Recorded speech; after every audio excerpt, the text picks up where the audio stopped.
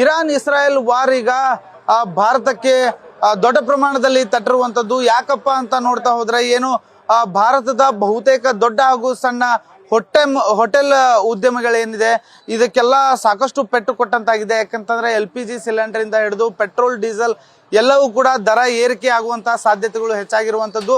ಅದ್ರ ಜೊತೆಗೆ ಏನು ಸಿಲಿಂಡರ್ಗಳು ಕಮರ್ಷಿಯಲ್ ಹಾಗೂ ಗೃಹ ಬಳಕೆ ಸಿಲಿಂಡರ್ಗಳಿವೆ, ಅದು ಕೂಡ ಏನು ಸಪ್ಲೈ ಸರಿಯಾಗಿ ಸಿಗ್ತಾ ಇಲ್ಲ, ಸ್ಟಾಕ್ ಇಲ್ಲ ಅನ್ನೋ ಮಾತುಗಳನ್ನ ಕೇಳಿ ಬರುತ್ತಿದೆ.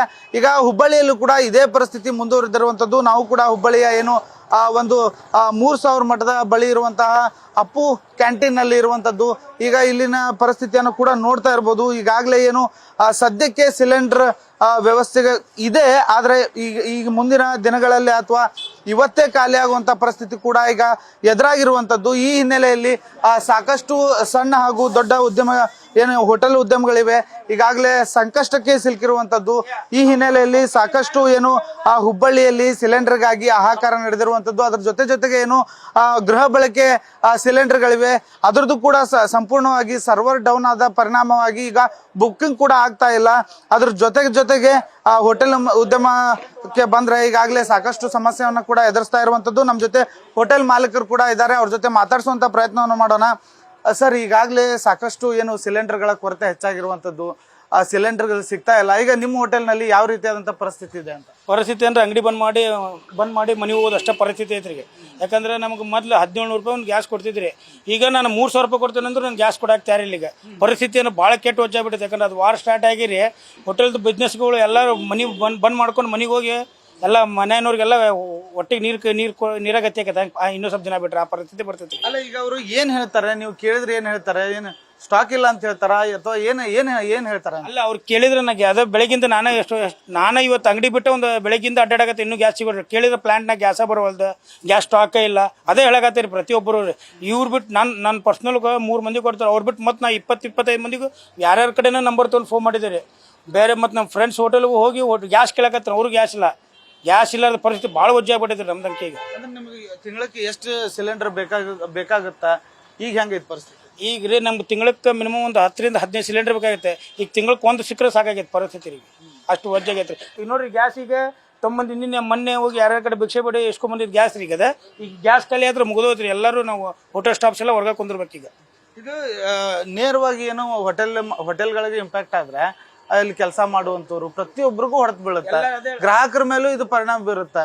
ಅದೇ ಹೇಳಕತ್ತೀನಿಲ್ರಿ, ನಾನು ಪರಿಸ್ಥಿತಿ ಹೆಂಗಾಕೈತೆ ಅಂದ್ರೆ ಎಲ್ಲ ಮನೆಯವ್ರಿಗೆ ಹೊಟ್ಟಿಗೆ ತಣ್ಣೀರು ಬಟ್ಟಿನಾಗ ಫಿಕ್ಸ್ ಆಗಿಬಿಡ್ತೈತಿ. ಯಾಕಂದ್ರೆ ಈಗ ನನ್ನ ಕಡೆ ಸ್ಟಾಫ್ಸ್ ಇರೋದು 10 ಮಂದಿ ಅದಾರ ರೀ. 10 ಮಂದಿ ಪಾಪಿಗೆ ಹೊರಗೆ ಬಂದ್ಬಿಡ್ತಾರೆ. ಯಾಕಂದ್ರೆ ನಂದು ಹೋಟೆಲ್ ಬಂದ್ರೆ ಮತ್ತೆ ಅವ್ರಿಗೂ ಪೇಮೆಂಟ್ ಕೊಡೋಕೆ ನನಗೂ ವಜ್ಜೆ ಆಗಿಬಿಡ್ತೈತಿ ರೀ. ಈಗ ನಾನು ಎಷ್ಟಂತ ಕೊಡಬೇಕು ರೀ? ಯಾಕಂದ್ರೆ ಈಗ ಅವಾಗೆಲ್ಲ ಕೊರೋನಾ ಇತ್ತು, ಏನಾರು ಒಂದು ಮಾಡ್ತಿದ್ವಿ. ಈಗ ಎಲ್ಲ ಮಾರ್ಕೆಟ್ ಎಲ್ಲ ಚಲೋ ಬಿಸ್ನೆಸ್, ಅದ್ರಿಗೂ ಎಂಥ ಪೀಕ್ ಬಿಸ್ನೆಸ್ ನಂದು. ಈಗ ರಂಜಾನ್ ಟೈಮಿಗೆ ಮೇನ್ ರೋಡಿಗೆ ನನಗೆ ಭಾಳ ಹೊಡೆತ ಕುಂತ್ಬಿಟ್ಟೈತಿ. ಈಗ ಇಂಥ ರಂಜಾನ್ ಟೈಮಿಗೆ ನಂಗೆ ವ್ಯಾಪಾರ ಇಲ್ಲ ಅಂತೇಳಿ ಭಾಳ ಬೇಜಾರಾಗ ಕುಂತ್ಬಿಟ್ಟೈತಿ. ಸರ್, ಈಗ ಹಲವೆಡೆ ಈಗ ಸಿಲಿಂಡರ್ ಇಲ್ಲ ಅನ್ನೋ ಕಾರಣಕ್ಕೆ ಸೌದೆ ತಗೊಂಡ್ಬಂದು ಕಟ್ಟಿಗೆ ತಗೊಂಡ್ಬಂದು ಹಚ್ಚುವಂತ ಪರಿಣಾಮ ದೃಶ್ಯ. ಈಗ ನನ್ನ ನೆಕ್ಸ್ಟ್ ಅದೇ ಪ್ಲಾನ್ ಐತ್ರಿ. ಯಾಕಂದ್ರೆ ಅದು ತೆಗೆದೆ ಸುಮ್ಮನೆ ಒಲಿ ತೊಗೊಂಬಂದು ಕಟ್ಟಿಗೆ ತೊಗೊಂಬಂದು ಗ್ಯಾಸ್ ಮಾಡೋಕೆ. ಯಾಕಂದ್ರೆ ಬಿಸ್ನೆಸ್ ಅಂಕಿ ನಿಲ್ಸಕ್ಕೆ ಬರಂಗಿಲ್ಲ ರೀ. ಈಗ ನಾವು ಈಗ ಸ್ಟಾರ್ಟ್ ಮಾಡಿ 4 ತಿಂಗಳಾಯ್ತು ನೋಡ್ರಿ, ಬಿಸ್ನೆಸ್ ಸ್ಟಾರ್ಟ್ ಮಾಡಿರಿ. ಈಗ ನನಗೆ ಇಷ್ಟು ಹೊಡೆದ ಕೊಡ್ತೀನಿ. ಯಾಕಂದ್ರೆ ಈಗ ವರ್ಷಗಟ್ಟಲೆ ಮಾಡಿದ್ರು ಅವ್ರ ಪರಿಸ್ಥಿತಿ ಹೆಂಗ್ರಿ. ಈಗ ನಾವು ಏನು ಮಾಡಕತ್ತೀವಿ, ಈಗ ಅದು ಗ್ಯಾಸ್ ತೆಗಿದ್ರಿ ನೆಕ್ಸ್ಟ್ ಒಲಿ ತೊಗೊಂಬಂದು ಸೌದೆ ಒಲಿಯಾಗ ಮಾಡ್ಬೇಕಂತೇಳಿ ನಾವು ಅನ್ಕೊಂಡೇವ್ರಿ. ಈಗ ಈ ರೀತಿಯಾಗಿ ಏನು ತಮ್ಮ ಅಳಲನ್ನ ತೋಡ್ಕೊಳ್ತಾ ಇರುವಂತದ್ದು ಹೋಟೆಲ್ ಮಾಲೀಕರು ಇನ್ನೊಬ್ರು ಇದ್ದಾರೆ ನಮ್ಮ ಜೊತೆ. ಅವ್ರ ಜೊತೆ ಮಾತಾಡ್ಸುವಂತ ಪ್ರಯತ್ನ ಮಾಡೋಣ. ಸರ್, ಈಗಾಗಲೇ ಸಾಕಷ್ಟು ಏನು ಸಿಲಿಂಡರ್ ಕೊರತೆ ಆಗೈತಿ, ನೀವೇನ್ ಹೇಳ್ತೀರಾ ಇದಕ್ಕೆ? ಇಲ್ಲಿ ನಮ್ದು ಏನ ಲೇಬರ್ಗಳು ಇರ್ತಾರಲ್ಲ, ಅವ್ರು ಪೇಮೆಂಟ್ ಕೊಡೋಕ್ಕೂ ಸಹಿತ ಭಾಳ ತ್ರಾಸ ಆಗೈತಿ. ಆದಷ್ಟು ಬೇಗ ಇದ್ರ ಬಗ್ಗೆ ಏನಾರ ಗೌರ್ಮೆಂಟ್ದವ್ರು ವಿಚಾರ ಮಾಡ್ಬೇಕು. ಗ್ಯಾಸ್ ಒಂದು 3-3.5 ಸಾವಿರ ರೂಪಾಯಿ ಕೊಟ್ಟರು ಕೊಡ್ತಾ ಇಲ್ಲ ಗ್ಯಾಸ್. ಮೊದ್ಲು ಹೇಳಿದ ಬಿಟ್ಲೆ ಒಂದು ಅರ್ಧ ತಾಸಿಗೆ ಬರ್ತಿದ್ ಗ್ಯಾಸ್. ಈಗ 3-4 ದಿವಸ ಆಯ್ತು ಗ್ಯಾಸ್ ಹೇಳಿದ್ರು ಗ್ಯಾಸ್ ತಂದು ಕೊಡ್ತಾ ಇಲ್ಲ. ತುಂಬಾ ಅಂದ್ರೆ ತುಂಬಾ ತ್ರಾಸ ಆಗ್ಬಿಟ್ಟೈತಿ ಎಲ್ಲ ಲೇಬರಿಗೆ. ಅದ ಈಗ 1700 ರೂಪಾಯಿಗೆ ತೊಗೊಂತಿದ್ರಿ, 1700, 17,500 ಕೊಟ್ಟು ತೊಗೊಂತಿದ್ರಿ ಒಂದು ಸಿಲಿಂಡ್ರು. ಈಗ 3-3.5 ಸಾವಿರ ರೂಪಾಯಿ ಕೊಡ್ತೇನೆ ಅಂತಂದ್ರು ಕೊಡ್ತಾ ಇಲ್ಲ. ಈಗ ಏಕಾಏಕಿ ಅದು ಎಫೆಕ್ಟ್ ಆಗೋದು ಹೋಟೆಲ್ ಉದ್ಯಮದಾರರು ಮತ್ತು ಗ್ರಾಹಕರ ಮೇಲೆ ಎಫೆಕ್ಟ್ ಆಗುತ್ತಾ? ಈಗ ಮುಂದಿಂದ ಯಾವ ರೀತಿ ಪ್ಲಾನ್ ಮಾಡ್ಕೊಂಡಿದ್ದೀರಿ ಅಂತ? ಮುಂದಿಂದ ಏನಿಲ್ಲ ಸರ್, ಅಂಗಡಿ ಬಂದ್ ಮಾಡೋದು ಒಂದ ವಿಚಾರ. ಗ್ಯಾಸ್ ಸಿಕ್ಕಿಲ್ಲ ಅಂತಂದ್ರೆ, ಇಲ್ಲಾಂದ್ರೆ ಕಟ್ಟಿಗೆ ಒಲಿಯಿಂದ ಮಾಡ್ಬೇಕಾದ್ ನಮ್ಮ ಅಂಗಡಿ ನಡೆಯೋದಿಲ್ಲ. ಹಿಂಗಾಗಿ ಭಾಳ ಅಂದ್ರೆ ಭಾಳ ತ್ರಾಸ ಆಗಿದೆ. ಇದಿಷ್ಟು ಈ ರೀತಿಯಾಗಿ ಏನು ಹೋಟೆಲ್ ಮಾಲೀಕರು ತಮ್ಮ ಅಳಲನ್ನ ತೋಡ್ಕೊಳ್ತಾ ಇರುವಂತದ್ದು. ಇಲ್ಲ ನಾವು ದುಪ್ಪಟ್ಟು ದುಡ್ಡು ಕೊಡ್ತೀವಿ ಅಂತಂದ್ರು ಕೂಡ ಇದುವರೆಗೆ ನಮ್ಗೆ ಯಾವುದೇ ರೀತಿಯಾದಂತ ಸಿಲಿಂಡರ್ ಸೌಲಭ್ಯ ಸಿಗ್ತಾ ಇಲ್ಲ, ಸ್ಟಾಕ್ ಇಲ್ಲ ಅಂತ ಹೇಳುವಂತ ಮಾತುಗಳನ್ನು ಕೂಡ ಕೇಳ್ತಾ ಇದೀವಿ. ಇಂತಹ ಪರಿಸ್ಥಿತಿಯಲ್ಲಿ ಮುಂದಿನ ದಿನಗಳಲ್ಲಿ ಹೋಟೆಲ್ ಉದ್ಯಮ ಎಲ್ಲಿಗೆ ಹೋಗಿ ಮುಟ್ಟುತ್ತೆ ಅನ್ನೋದು ಈಗಾಗಲೇ ನಿಜಕ್ಕೂ ಶೋಚನೀಯ ವಿಷಯ ಅಂತಾನೆ ಹೇಳ್ಬೋದು. ಕ್ಯಾಮ್ರಾ ಪರ್ಸನ್ ಪ್ರಕಾಶ್ ಮುಳ್ಳೋಳಿ ಜೊತೆ ವಿನೋದ್ ಇಚ್ಚಂಗಿ, ನ್ಯೂಸ್ ಫಸ್ಟ್ ಹುಬ್ಬಳ್ಳಿ.